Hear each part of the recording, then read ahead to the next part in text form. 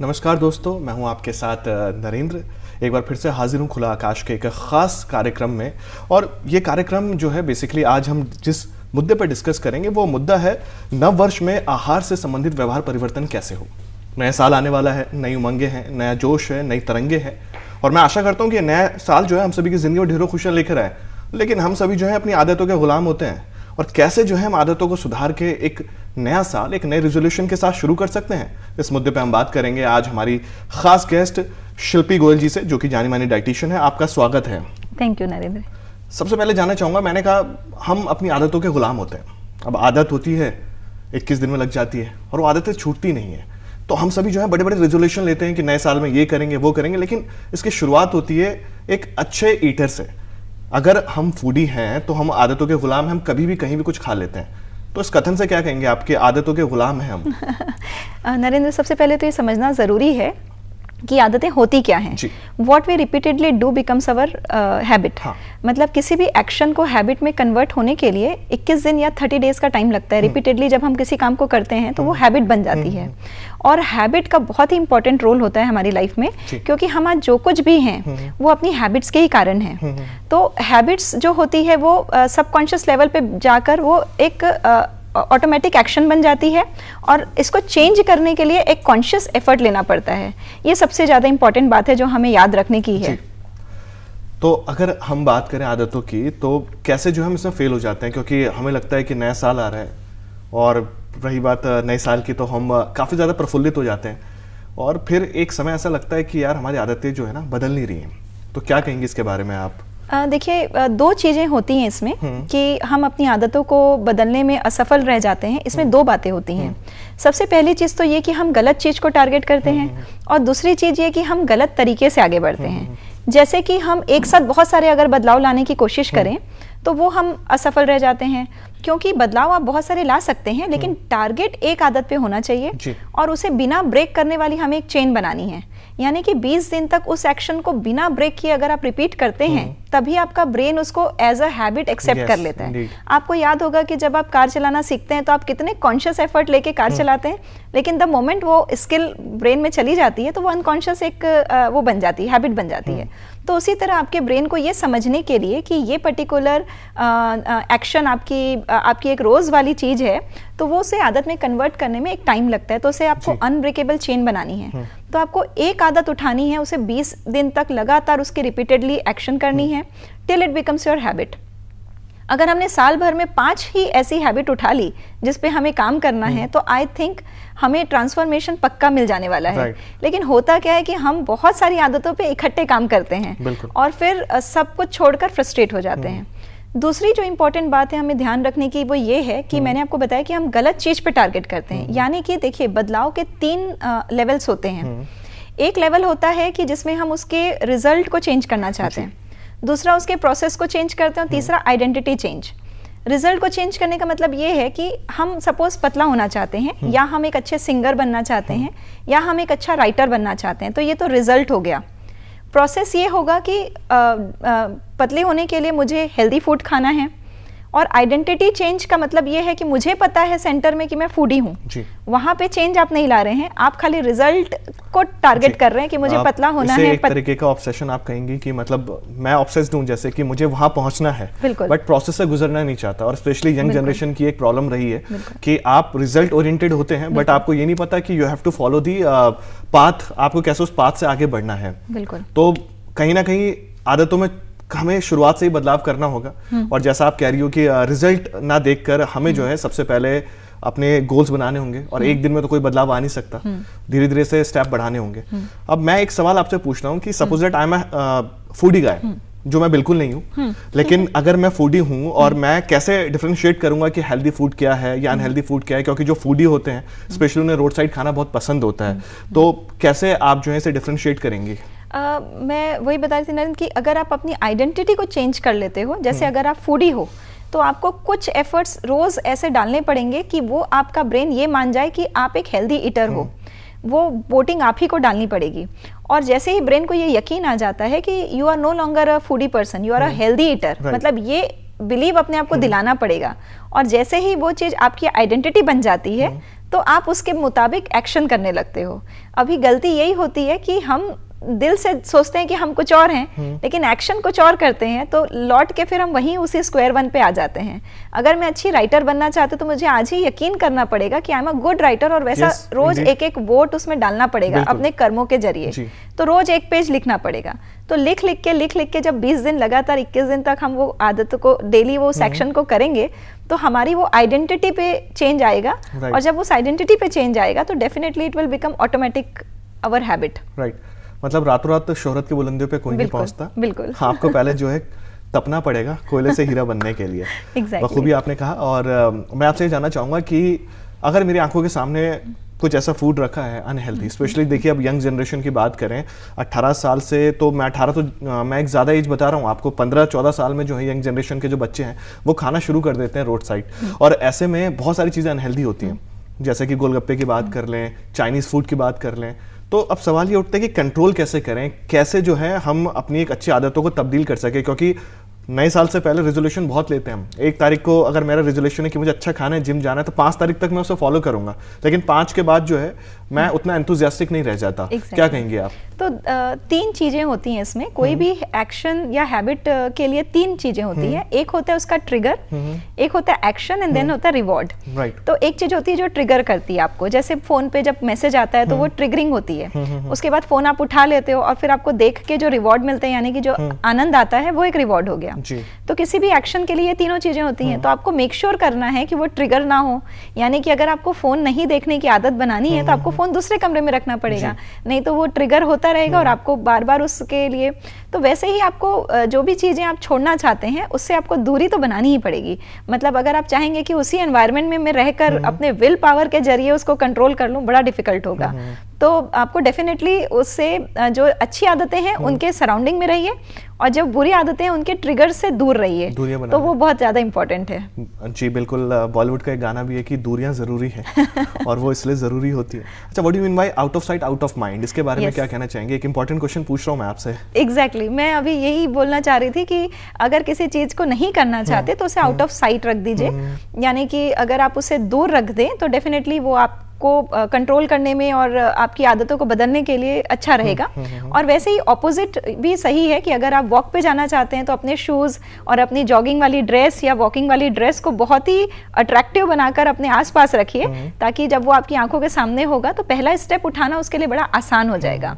तो ट्रिगर हमेशा याद रखना है कि ट्रिगरिंग होनी चाहिए, देन एक्शन होना चाहिए, देन रिवॉर्ड होना चाहिए। तो अच्छी आदतों को भी रिवॉर्ड में आप कन्वर्ट करिए, मतलब जब उसमें आनंद आपको आने लगेगा तो आप उसको रिपीट करने के लिए एंथुसियास्टिक रहेंगे, मोटिवेटेड रहेंगे। Right, how does an environment plays a important role to shape up our habits? Yeah very much, क्योंकि एनवायरनमेंट ही एक ऐसा वो है, एटमॉस्फेयर है जहाँ पे हम रहते हैं, और उसका बहुत इंपॉर्टेंट रोल होता है आपकी हैबिट्स को शेप अप करने में।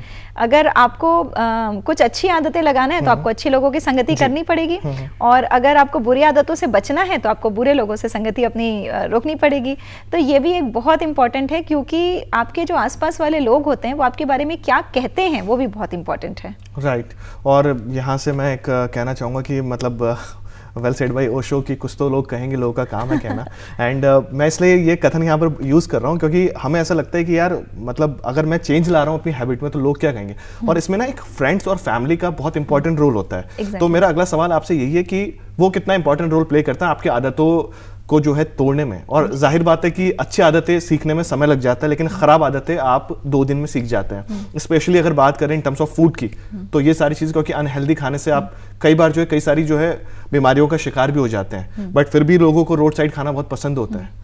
जी, तो क्या कहेंगे? कैसे होता है कि आप अपनी आइडेंटिटी को 2 चीजों से बनाते हैं। एक तो आप अपने बारे में क्या सोचते हैं, और दूसरा आपके फ्रेंड्स और फैमिली मेंबर्स क्या सोचते हैं। अगर वो लगातार आपको ये बोलते रहे ना कि तुम तो ऐसे ही हो, तुमसे नहीं होगा ये काम, तो आपकी आइडेंटिटी हो जाती है कि मैं तो लूजर हूँ या मेरे से नहीं होगा, और फिर आप वैसे ही एक्शन करने लग जाते हो।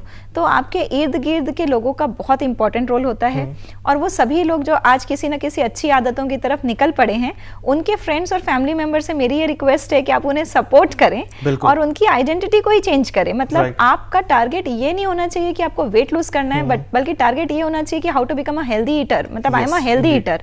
तो टारगेट ये नहीं होना चाहिए कि वो चैंपियनशिप अचीव करूं, but to become a good sportsman, to become a good writer, like आपको अपनी आइडेंटिटी में ही वो चेंज लाना पड़ेगा, then only you will be able to get good results. Motivation की बात आप कर रहे हैं, I think it's one of the finest role कि किस तरीके से जो है मोटिवेशन आपकी ज़िंदगी में एक बहुत ख़ास रोल प्ले करता है। जैसा आपने फैमिली के लिए भी मैसेज दिया, तो वो मोटिवेशन अगर मेरे अंदर नहीं आ रहा है अपनी आदतों को जो है सुधारने का, तो कैसे जो है मैं एक स्टेप ले सकता हूँ? जब भी मोटिवेशन की बात आती है तो मुझे एक स्टोरी याद आती है। जैसे कि एक लकड़हारा अगर लकड़ी काट रहा था और उसने बहुत सारे स्ट्रोक मारे और लकड़ी टूटी ही ना, अगर सपोज करिए कि 10 स्ट्रोक मारे और लकड़ी नहीं टूटी, उसने हाथ खड़े कर दिए, लेकिन क्या पता वो 11वें स्ट्रोक पे ही वो लकड़ी टूटना लिखा हुआ था। तो आपको वेट करना चाहिए क्योंकि ये एक स्लो प्रोसेस है, और आपको गिव अप नहीं करना चाहिए क्योंकि आपका अल्टीमेट जो गोल है वो अपने अंदर ट्रांसफॉर्मेशन यानी कि बदलाव लाने का है। अगर आप ट्रांसफॉर्म हो गए तो डेफिनेटली सारी चीजें अच्छी हो जाएंगी, क्योंकि आपकी पूरी लाइफ, आपकी पूरी पर्सनालिटी आपकी हैबिट से ही बनती है और झलकती है। तो अगर आपने अपने अंदर कुछ हेल्दी बदलाव या कुछ अच्छे बदलाव लाने की कसम खाई है तो ये कॉन्शियस एफर्ट से ही होगी, क्योंकि अनकॉन्शियसली तो वो बैड हैबिट आपके अंदर आ चुकी है। अब कॉन्शियस एफर्ट्स लेने के लिए मेरा ये कहना है कि अपने मोटिवेशन को बिल्कुल लो ना होने दें, क्योंकि हो सकता है कि आपके 15वें अटेम्प्ट के बाद ही 16वें अटेम्प्ट में आपकी वो हैबिट बनने वाली थी, वो जीत आपके द्वार पे खड़ी थी और आपने उसको इग्नोर कर दिया। एक हार्वर्ड यूनिवर्सिटी है, उसका एक अध्ययन कहें या रिसर्च कहें, वो भी कहते हैं कि 85% लोग हम में से तब हार जाते हैं जो वो जीत के एकदम करीब होते हैं। बिल्कुल। और शिव खेड़ा साहब ने बखूबी जो है इससे रिलेटेड कई सारे एग्जांपल्स दिए हैं, और होता भी ऐसा है कि हम मोटिवेशन की कमी के कारण हार जाते हैं। जैसा आपने कहा ना कि अगर 15वां अटेम्प्ट मैं करूंगा तो शायद जीत हमारे पास आ जाए। अच्छा, यहाँ से आगे चलते हैं, चूंकि नया साल आ रहा है, तो नए साल की शुरुआत में हमें क्या क्या किस तरीके से जो है अपनी दिनचर्या की शुरुआत करनी चाहिए? बिकॉज कोविड जब आया तो कोविड ने हमें एक चीज़ सिखा दी है कि आप हेल्दी रहें, आप इम्यून सिस्टम पे काम करें, एटलीस्ट आप मेंटली और फिजिकली फिट रहें। तो इसके बारे में आप क्या कहना चाहेंगे हमारे तमाम दर्शकों से? मैं ये कहना चाहूँगी कि हम में से 80% लोग सुबह तब उठते हैं जब उनकी बिल्कुल डेडलाइन आ जाती है, और उठते के साथ वो बिल्कुल मैकेनिकली अपने कामों में लग जाते हैं। वो बिल्कुल भी ऐसा टाइम नहीं निकालते जब वो रिलैक्स होके अपने दिन को थैंक यू कर सकें, अपने दिन को प्लान कर सकें या एक मी टाइम निकाल सकें। तो मेरे ख्याल से दिन की शुरुआत एक शांत शुरुआत होनी चाहिए, जब आप अपने बारे में कुछ सोचें, अपनी दिनचर्या के बारे में, और आप इस दुनिया को क्या देने वाले हैं उसके बारे में सोचें, थोड़ा सा इंटरनलाइज कर सकें, मी टाइम कर सकें। और सुबह का टाइम बहुत ही क्वालिटी टाइम होता है, उसको अपनी लर्निंग में निकालें, आप अपने एक्सरसाइजिंग में लें, क्योंकि सुबह की जो एयर की क्वालिटी होती है वो बहुत ही फ्रेश होती है। तो जितने लोग शाम को वर्कआउट कर रहे हैं, डेफिनेटली मॉर्निंग का वर्कआउट उससे कहीं बेटर होता है।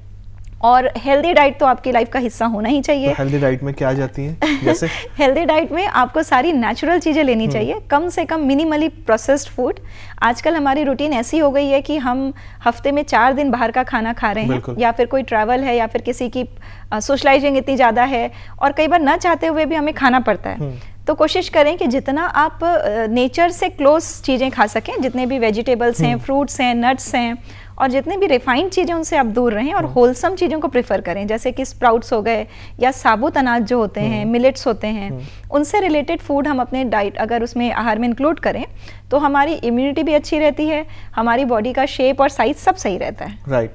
और हेल्दी जो हमारी बॉडी है उसमें एक हेल्दी माइंड का जो है निवास होता है। बिल्कुल। तो अगर आप भी मतलब मैं चलिए आगे ये पूछता हूँ कि एक फिटनेस ट्रैकर की बात करेंगे, हैबिट ट्रैकर की बात करेंगे, तो ये कितना मतलब इनका इंपॉर्टेंट रोल है? क्या वाकई ये मुझे चेंज कर सकता है? हाँ, बिल्कुल कर सकता है। हैबिट ट्रैकर, फिटनेस ट्रैकर बहुत इंपॉर्टेंट रोल प्ले करते हैं। In fact everybody should sit and right their daily journal कि दिन भर में वो कैसे खाते हैं, क्या खाते हैं, क्या फील करते हैं। अपने एक्सरसाइज को ट्रैक करने के डिवाइसेस भी बहुत अच्छे होते हैं, वो आपको एक चैलेंज भी देते हैं, और कल आप कहाँ थे उससे आगे आपको बढ़ने की सलाह भी देते हैं। तो definitely play very important role. Right. Suppose that मेरा वेट 70 kg है, तो मुझे कितने प्रोटीन की रिक्वायरमेंट होगी एक दिन के लिए? क्योंकि अभी जो हमारे यंगस्टर हैं आर्टिफिशियल प्रोटीन की तरफ जाते हैं। कई बार चीज़ें ब्रांडेड होती हैं, कई बार नॉन ब्रांडेड होती है, लेकिन उनका इम्पैक्ट गलत ही होगा लॉन्ग टर्म की अगर बात करें तो। कुछ लोग स्टेरॉइड्स लेते हैं जो कि बहुत हानिकारक है।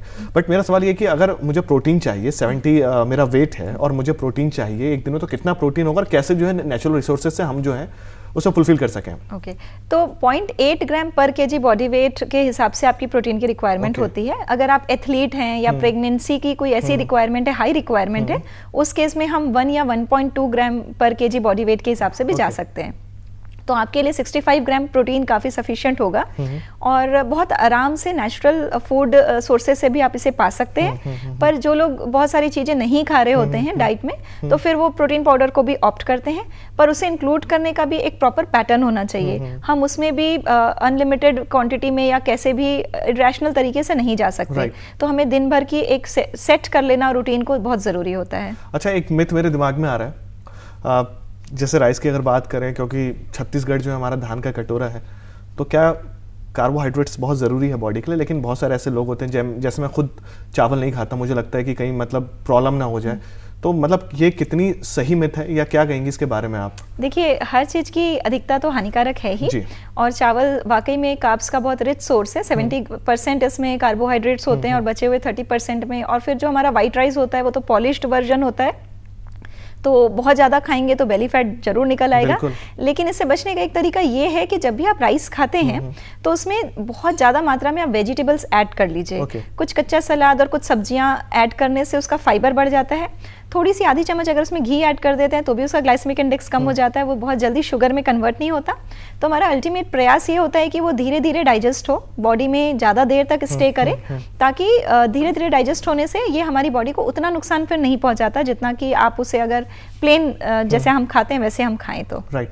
अब ये तो बात हो गई, लेकिन जैसे मैं आदतों की बात कर रहा हूँ, क्योंकि हम सभी आदतों के गुलाम हो जाते हैं। तो मेरा सवाल ये है कि जैसे नाइट में बहुत सारे लोग अपना मील लेते हैं, एक तो बहुत आखिर में लेते हैं वो लोग, और उसके बाद भी वॉक नहीं करते, सीधे जाके सो जाते हैं, बिकॉज अभी विंटर सीजन चल रहा है। तो ऐसे में उन्हें क्या हिदायत देना चाहेंगे आप? देखिए, 3 घंटे का गैप तो डेफिनेटली होना चाहिए अपने लास्ट मील और सोने के बीच में, और खाने के बाद तुरंत सो जाने से तो बिल्कुल ही नुकसान थोड़ा है ही, क्योंकि बेली फैट, इस आदतों को तो चेंज करना ही है। कई लोग लंच के भी तुरंत बाद सो जाते हैं, तो इन आदतों को चेंज करना है। आप थोड़ा सा मूवमेंट रखें अपनी बॉडी के अंदर, और अर्ली डिनर करना बहुत ही ज्यादा सेहतमंद होता है। कितना अर्ली कर सकते हैं? मेरे ख्याल से 3 घंटा सोने के पहले एटलीस्ट। अगर मैं 11 बजे सो रहा हूँ तो मुझे 8 बजे डिनर करना चाहिए। और वैसे ये भी कहना सही होगा कि जैसा जैसा सूरज ढल जाए तो 7 बजे के अराउंड आपके लिए बेस्ट टाइम होता है कि आप अपना डिनर ले लें। राइट। अच्छा, कोई इजी टूल बताइए ना, जिससे 2 मिनट में जो है मैं अपनी आदतें सुधार सकूं। सबसे इजी टूल ये है नरेंद्र की आदत को ब्रेक डाउन कर लीजिए छोटी छोटी हैबिट्स में। जैसे कि अगर आप मॉर्निंग में वॉक पे जाने की हैबिट डालना चाहते हैं तो उसके लिए आपको पहले तो उठना पड़ेगा, फिर अपने शूज़ निकालने पड़ेंगे, फिर आपको अपने अलार्म भी सेट करना पड़ेगा एक कारण, फिर उठ के आपको जाना पड़ेगा, डोर खोलना पड़ेगा, वो करना पड़ेगा। तो ऐसा कहा जाता है कि हैबिट को बहुत ईजी अगर बना लो कि आपको माइंड में केवल ये रखना है कि मुझे सुबह उठ के अपने शूज़ उठा के पहन लेने हैं, आगे का काम तो बॉडी कर ही लेगी। तो वो छोटी छोटी ब्रेक करके उस हैबिट को अगर की जाए, जैसे मुझे अगर ट्यूशन जाना है या मुझे कुछ हेल्दी खाने की हैबिट डालनी है तो मैंने वेजिटेबल्स ला के रख लिया, तो उसको ब्रेक डाउन करके उसके इन्वॉल्व जो स्टेप्स हैं उसको कर लेने की आदत कर लेना, ये सबसे इजी टूल होता है। और इसको 2 मिनट का रूल भी कहते हैं कि एटलीस्ट 2 मिनट्स जो करने के लिए जो इमीडिएट एक्शन होता है उसको कर डालिए 2 मिनट में, फिर वो करना बड़ा आसान हो जाता है। अच्छा, एक आदत होती है यंगस्टर की, जैसे प्रोसेस्ड फूड की हम लोग बात कर रहे थे, तो नया साल आने वाला है, मैं तो खैर मतलब उतना फूडी नहीं हूँ, बट बाकी लोगों की अगर बात करें तो प्रोसेस्ड फूड की तरफ बहुत ज़्यादा जाते हैं, क्योंकि बहुत easy to make, easy to use and easy to eat मैं कहूँगा उसे। तो इसमें मेरा सवाल ये है कि ये कितना हानिकारक होता है, क्योंकि अगर हम यहाँ पर बात करें तो डेफिनेटली मैं चाहूँगा कि जो लोग हमें देख रहे हैं वो एटलीस्ट प्रोसेस्ड फूड से तो थोड़ा दूर हो, जो लॉन्ग टर्म में उनके लिए हानिकारक हो सकती है। बिल्कुल। और सबसे सैड पार्ट तो ये है कि आजकल प्रोसेस्ड फूड में भी बहुत सारे हेल्दी क्लेम्स लिखे रहते हैं कि ये हेल्थ के लिए बहुत बेनिफिट है, ये 0 शुगर है, 0 फैट है, लेकिन हमें उसकी पूरी सच्चाई पता नहीं चल पाती है। बहुत सारे ऐसे पैकेज्ड आइटम हैं जिसमें ट्रांस फैट मिले होते हैं। इनफैक्ट बहुत सारे जो ब्रेकफास्ट सीरियल्स हैं they are loaded with sugar, वो शुगर कोटेड होते हैं, लेकिन हमें लगता है कि उसमें हेल्दी कुछ क्लेम लिखा हुआ है तो वो हमारे हेल्थ के लिए अच्छे हैं। इसी तरह बहुत सारे हम सोचते हैं हम लोग होल ग्रेन नूडल्स खा रहे हैं, लेकिन अगेन हम ये नहीं जानते हैं कि उसे प्रोसेसिंग करके जो उसके टेस्ट मेकर्स हैं, तो हमें अवेयर होना है पहली चीज़। दूसरी चीज़, हमें ये चीज़ हमेशा सोचनी है कि कुछ लिविंग चीज़ें होती हैं और कुछ डेड चीज़ें होती हैं। लिविंग एनर्जी लिविंग चीज़ों में होती है, जैसे जितने भी वेजिटेबल्स हैं, हमारे हर्ब्स हैं, स्पाइसेस हैं, उनमें लिविंग एनर्जी है। जैसे आप मेथी को सोक करेंगे, अगले दिन उसमें से वो निकल आएंगे, स्प्राउट्स निकल आएंगे, उसमें लिविंग एनर्जी है। तो हमें डेड आइटम से ज़्यादा लिविंग चीज़ों को प्रेफर करना चाहिए। राइट। अच्छा, एक आसान स्टेप बताएंगे, तो हमने पूरी बात कर ली, लेकिन एक आसान तरीका तो होगा कोई कि कैसे हम अपनी जो है आदतों को स्पेशली जो है बाहर खाने की आदत या जो गलत आदत है उसको कैसे चेंज कर सकते हैं? सबसे पहले तो उसको सिंपल बनाना पड़ेगा, जैसे कि मैंने आपको बताया कि trigger, then action and then reward. तो उसे आसान बनाना पड़ेगा, अच्छी आदतों से उसको रिप्लेस करना पड़ेगा और अपने अंदर ये डालना पड़ेगा कि आप एक हेल्दी ईटर हैं। और जब आपके अंदर ये विश्वास आ जाएगा, और उस विश्वास को लाने के लिए रोज उसके लिए एक वोट जरूर डालें, मतलब कुछ एक ऐसा काम जरूर करें कि आपका बॉडी और आपके माइंड को ये रियलाइज हो जाए कि आप एक हेल्दी ईटर हैं। तो उसके बाद वो बॉडी ऑटोमेटिकली उस काम को फिर करने लग जाती है। ओके, अब रेजोल्यूशन की बातें तो हम लगातार कर रहे हैं, बट स्पेशली अगर मैं प्रोसेस्ड फूड से थोड़ा सा आगे जाऊंगा, हम बात करें पिज़्ज़ा की या बाकी सारी चीज़ें हैं, मतलब पिज़्ज़ा आज यंगस्टर तो मतलब उसके पास पिज़्ज़ा मतलब उसे ऐसा लगता है कि उसकी लॉटरी लग गई है या सारी चीज़ उसके पास आ गई हैं। तो इसके बारे में क्या कहना चाहेंगे आप? देखिए, पिज़्ज़ा में जो बेस होता है वो मैदे का बना होता है, और ये जंक फूड है, फास्ट फूड है। कई बार तो हम इसमें वेजीज भी नहीं लेते, एक्स्ट्रा टॉपिंग चीज़ की ही ले लेते हैं। तो ये सब जितनी भी चीज़ें हैं, ये अगर ओकेशनली हम खा रहे हैं तब तो ठीक है, चल जाएगा, लेकिन अगर हम इतना ज़्यादा फ्रीक्वेंट हो गए हैं तो फिर डेफिनेटली ये आपके हेल्थ के लिए तो नुकसान है ही। आजकल मैं देखती हूँ कि लोग अपना ऑनलाइन स्विगी और इतनी सारी जो एप्स आ गई हैं उससे ऑर्डर प्लेस करके बहुत ही आसान हो गया हमारे लिए, रिसोर्सेज बहुत आसान हो गए हैं, जिसके कारण हम अपनी भूख को सही तरीके से सही चीज़ों से ना भर के हम ये सब जंक फूड की तरफ ज़्यादा बढ़ रहे हैं। यहाँ पे आपको रोकना चाहूँगा, इन सब के बीच में हमारा अनहेल्दी लाइफस्टाइल भी तो है ना। बिल्कुल। जैसे कोविड के आने के बाद हम घंटों अपने लैपटॉप पे या डेस्कटॉप पे बैठे रहते हैं, ऑनलाइन मीटिंग्स चल रही है। तो अब ऐसा लगता है कि रात के 11 बजे हैं मुझे, अब मुझे कुछ खाना है तो मैं कहीं ढूंढूंगा तो मुझे क्या ऑनलाइन एक ऐप दिखा और मैंने ऑन कर लिया और मैंने मंगा लिया सारी चीज़ें। तो बट कहीं ना कहीं हमें अपनी आदतों को भी जो है बदलना होगा। जैसा आपने कहा अर्ली मॉर्निंग हमें उठना पड़ेगा। तो ये तो पिज़्ज़ा की बात मैंने कर ली कि सारी चीज़ें, बट ऐसी बहुत सारी हैबिट्स हैं जिसमें आप कह चुकी हैं कि छोटे छोटे स्टेप लेने हैं हमें, उसके बाद हमें उसे आगे बढ़ना है। बट अगर नहीं हो रही हैं आदतें चेंज तो हमें क्या करना चाहिए? हमें ये करना चाहिए कि उसके हैबिट स्टैकिंग बोलते हैं इसे। हैबिट स्टैकिंग का ये मतलब है कि आप उसके लिए टाइम भी और ड्यूरेशन भी लिख लें, मतलब उसकी इतनी स्पेसिफिकेशन लिख लें कि आप उसे करने के लिए बिल्कुल रेडी हो जाएं। और अपना एक हैबिट का एक वो भी जरूर बनाएं, मतलब उसको बोलते हैं हैबिट जर्नल, जिसमें आप पूरे दिन भर की दिनचर्या लिखते हैं, छोटे छोटे हिस्सों में उसको ब्रेक करते हैं और फिर उसके सामने लिखते हैं कि ये आपकी न्यूट्रल हैबिट है, गुड हैबिट है या बैड हैबिट है। तो जैसे सपोज आपको सुबह उठना है तो आप अपना टाइम भी डालें, ड्यूरेशन भी डालें और इसके बाद में ये करूंगा। तो इस तरह से जो हैबिट स्टैकिंग करेंगे कि इसके बाद ये, इसके बाद ये, तो काफी ईजी हो जाती है और आपकी दिनचर्या में आ जाती है। जी, चलिए आशा करता हूँ नया वर्ष हम सभी के लिए ढेरों खुशियाँ लेकर आए। शुक्रिया, आपने इतना कीमती समय हमें दिया। Shilpi, thank you so much. Thank you so much. आशा करता हूं दर्शकों कि नया साल, नई जिंदगी, नई खुशियां, नया उमंग, नया जोश और हम सभी जिंदगी में आगे बढ़े। आने वाला कल आज से भी बेहतरीन हो, इसी कामना के साथ आगे फिर होगी आपसे मुलाकात। तब तक के लिए नमस्कार।